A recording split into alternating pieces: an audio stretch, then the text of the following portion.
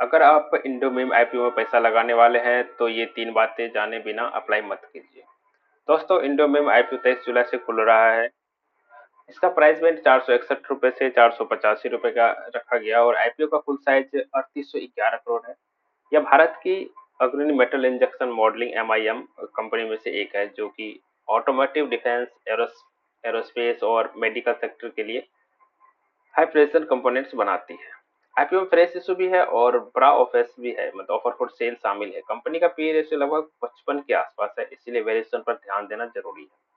अगर आप केवल जीएमपी देखकर अप्लाई करने वाले हैं तो एक बार कंपनी के फाइनेंशियल और बिजनेस मॉडल भी जरूर देखिए। पूरी डिटेल्स के लिए अप्लाई करें या वाइट करें, इसके लिए हमारे YouTube channel the trading channel पर पूरी वीडियो मिल जाएंगे। वीडियो के डिस्कशन में आपको लिंक मिल जाएंगे पूरा एनालिसिस के साथ, और साथ में टेलीग्राम का लिंक भी मिल जाएंगे जिसे आप ज्वाइन कर सकते हैं। आपको टाइम टू टाइम आपको के बारे में डिटेल्स दिया जाए।